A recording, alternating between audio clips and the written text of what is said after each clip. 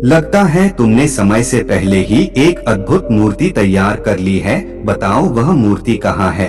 मैं भी उसे देखना चाहता हूँ। इस पर मूर्तिकार जवाब देते हुए कहता है, महाराज अभी तक मैंने मूर्ति तैयार नहीं की है, परंतु आपके दिए हुए समय पर मैं अवश्य ही वह अद्भुत मूर्ति तैयार कर लूंगा।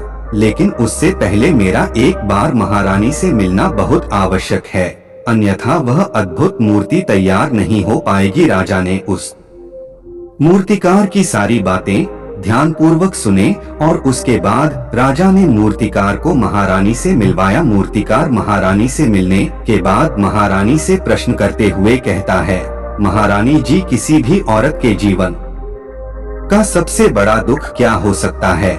इस पर महारानी जवाब देते हुए उस मूर्तिकार से कहती है, किसी औरत का मानव बन पाना उसका सबसे बड़ा दुख है। तभी वह मूर्तिकार महारानी से एक और प्रश्न करते हुए कहता है, महारानी जी, किसी औरत के जीवन का सबसे बड़ा सुख क्या है? महारानी उस मूर्तिकार के इस प्रश्न का जवाब देते हुए कहती है, किसी भी औरत के जीवन का सबसे बड़ा सुख उसके पति और उसके बच्चों का उसके पास होना है।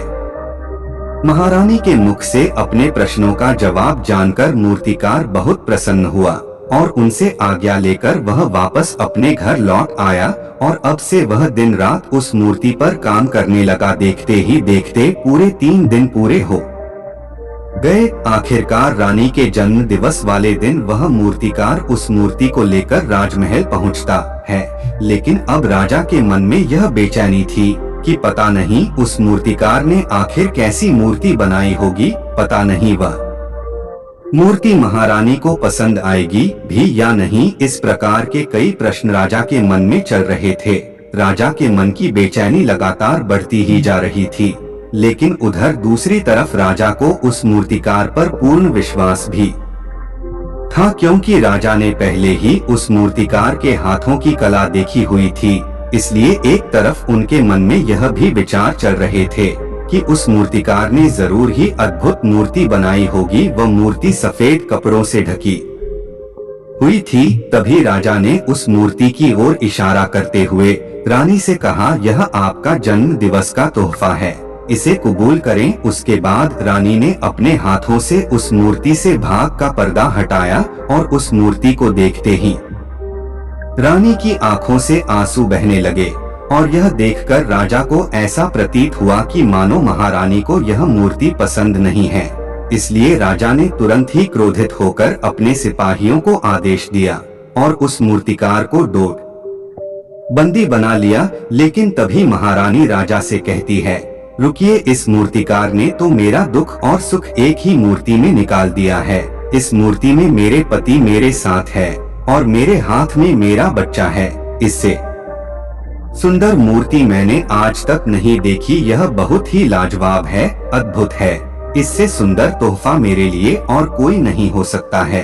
काश ऐसा मेरे जीवन में वास्तव में हो जाए। मेरे पति भी मेरे साथ हों और मेरे हाथों में मेरा बच्चा हो। महारानी की ये सारी बातें सुनकर और मूर्ति को देखकर राजा को अब अपनी गलती का एहसास हुआ। राजा अपनी प्रजा और अपने साम्राज्य की देख रेख में इतना व्यस्त रहता था कि वह कभी अपनी पत्नी को समय नहीं दे पाता था, जिस कारण राजा की आंखों से आंसू बहने लगे और दरबार में उपस्थित सभी लोग वह मूर्ति देखकर हैरान। आज तक किसी ने भी ऐसी सुंदर और जीवित मूर्ति नहीं देखी थी, जिसमें सुख और दुख एक साथ नजर आ रहे हो। उसके बाद उस राजा ने उस मूर्तिकार को रिहा करवाया और उसे ढेरों इनाम दिए और अपने राज दरबार में जगह भी दी। किंतु उस मूर्तिकार ने इनाम तो स्वीकार कर लिया, परंतु राज दरबार में उसे जगह नहीं ले और हाथ जोड़कर राजा से कहता है, हे महाराज, मेरी आपसे विनती है, आपने मुझे चेतावनी दी थी, यदि मैं यह मूर्ति नहीं बना सका तो आप मुझे मृत्युदंड दे देंगे। किंतु मैं आपसे बस इतना ही कहना चाहता हूँ, हम में से चाहे कोई भी प्राणी क्यों ना हो, सभी के प्राण उतने ही कीमती है जितना कि आपका या महारानी के हैं। इसलिए किसी को भी बिना दोष के दंड नहीं देना चाहिए। मेरी पत्नी ने मुझसे कहा था कि राजा की दोस्ती और दुश्मनी दोनों ही अच्छी नहीं है। इसलिए मुझे आपके राज दरबार में कोई स्थान नहीं चाहिए। मैं अपनी छोटी सी दुनिया में बहुत खुश हूँ। मैं अपने छोटे से परिवार के साथ बहुत खुश हूँ। मैं आज तक जो करता आया हूँ मुझे बहुत पसंद है और मैं अपने पूरे जी काल वही करना चाहता हूँ। मैं जैसा हूँ, जिस हाल में हूँ, मुझे बहुत प्रसन्नता है कि मैं आज इतना खुशहाल इंसान हूँ। अब मुझे आज्ञा दीजिए। इतना कहकर वह मूर्तिकार वहाँ से चला गया। दोस्तों, इसी प्रकार हमारे जीवन में भी बहुत बड़े बड़े संकट और दुख आते जाते हैं, किंतु वास्तव में तो यह दुख और संकट हमें कुछ सिखाने के लिए आते हैं, किंतु हम तो केवल उन दुख और समस्याओं को डोट ही देखते रह जाते हैं। हम उनका निवारण खोजने का तनिक भी प्रयास नहीं करते और जब हम दुख के समय क्रोध करते हैं तो हम वास्तविकता में अपना ही नुकसान कर लेते हैं। जो व्यक्ति समझदार होते हैं वह अपने दुख और परेशानियों से यह सबक सीख ही लेते हैं कि उन्हें विषम परिस्थितियों में शांत रहकर उन दुखों का निवारण करना चाहिए, उन समस्याओं का समाधान करना चाहिए। किंतु हम में से अधिकांश लोग यह नहीं सीख पाते और वे लोग दुख और परेशानियों के समय पर क्रोधित हो ही जाते हैं। वह इस बात को अच्छी तरह जानते हैं कि हमें दुख और समस्या के समय पर शांत रहना चाहिए और उसका समाधान खोजने का प्रयास करना चाहिए, किंतु हम बार बार वही गलती दोहराते रहते हैं। जब भी हमारे सामने कोई विषम परिस्थिति उत्पन्न होती है तो हम बार बार क्रोधित हो जाते हैं और क्रोध में आकर हम अपना ही नुकसान कर लेते हैं, क्योंकि क्रोध में हम कभी भी कोई चीज सीख नहीं सकते। क्रोध में हमारा मस्तिष्क काम करना बंद कर देता है और उसे केवल वह परिस्थिति नजर आती है, वह समय नजर आता है जो उसके खिलाफ है और जो जीवन के दुखों से, इन समस्याओं से कुछ सीख नहीं पाता। ऐसा व्यक्ति पूर्ण रूप से एक दलदल में फंसे हुए इंसान की तरह है जो परिस्थितियों के दलदल में कुछ इस प्रकार फंस चुका है कि वह वहां से निकल नहीं सकता। फिर वह चाहे कितना भी हाथ पैर क्यों ना मार ले और जितना हाथ मारेगा वह उतना ही उस दलदल में फंसता चला जाएगा। जबकि आपको हाथ पैर न मारकर बल्कि शांत रहकर अपने मस्तिष्क का प्रयोग करना चाहिए और यह सोचना चाहिए कि इस दुख, इस समस्या और इस विषम परिस्थिति का समाधान क्या हो सकता है। किंतु आप तो अपने आप को पहले से ही दलदल में डाल चुके हैं और ऐसी स्थिति में आप बाहर निकलने के बारे में न सोचकर लगातार और हाथ पैर मारकर आप अपने आप को उस दलदल में और भी नीचे दो बातें जा रहे। तो ऐसी परिस्थिति में आप भला उस समस्या, उस परिस्थिति का सामना कैसे करेंगे, वहां से बाहर कैसे निकलेंगे।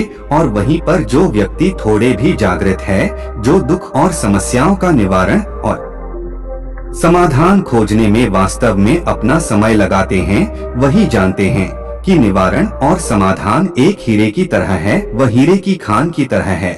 जिस प्रकार हीरे को ढूंढा जाता है, फिर उसे तराशा जाता है, जिसके बाद उस हीरे की कीमत बहुमूल्य हो जाती है, ठीक वैसे ही दुख और समस्या में समाधान और निवारण खोजने की आवश्यकता होती है और वह हमें खोजने भी चाहिए। और जब आपको मिल जाते हैं तब आपको एक ऐसी संपदा मिलती है, एक ऐसी समझ, एक ऐसा विश्वास, एक ऐसी शक्ति मिलती है कि उसके बाद आपके सामने जब भी कोई समस्या या कोई परेशानी आती है तो आप अकेले नहीं ही होते, बल्कि आप यह समझ जाते हैं कि वह विषम परिस्थिति आपको कुछ सिखाने आई है और आप उसका डटकर सामना करते हैं। उससे बहुत सारी चीजें सीखते हैं जो वह आपको सिखाना चाहती है और उसके बाद आप और भी मजबूत होते चले जाते हैं। आपका विश्वास और भी बढ़ता चला जाता है, आप और भी शक्तिवान और बलवान होते चले जाते हैं। इसीलिए महात्मा बुद्ध कहते हैं कि यदि दुख है तो उसका निवारण भी है, यदि समस्या है तो उसका समाधान भी है। इसलिए केवल दुख में उलझे मत रहिए, बल्कि उस दुख का निवारण कीजिए। और यही आपको करना चाहिए। केवल हाथ पर हाथ धरे बैठे रहने से या फिर यूं ही समय को व्यर्थ गंवाने से आपको कभी भी उसका निवारण नहीं मिलेगा, बल्कि जितना आप उस दुख और समस्या से अपनी जान छुड़ाकर भागने की कोशिश करेंगे उतनी ही तीव्रता से आपके पीछे भागेंगे और जैसे जैसे समय बीतता जाएगा बहुत दुख और समस्या और भी विकराल रूप ले लेगी और तब उसका सामना करना और भी मुश्किल हो जाएगा। इसलिए यदि कोई दुख और समस्या अभी आपके साथ हमने है तो उसे लड़िए, डट कर सामना कीजिए, उससे सीखिए और निवारण कीजिए। दोस्तों, आपने आज के इस वीडियो से क्या सीखा वह मुझे आप कमेंट में बता सकते हैं। इसी के साथ में उम्मीद है कि आपको आज की वीडियो पसंद आई होगी, तो इस वीडियो को उस इंसान को शेयर करें जिससे यह कहानी सुनने की जरूरत है और उसी के थी।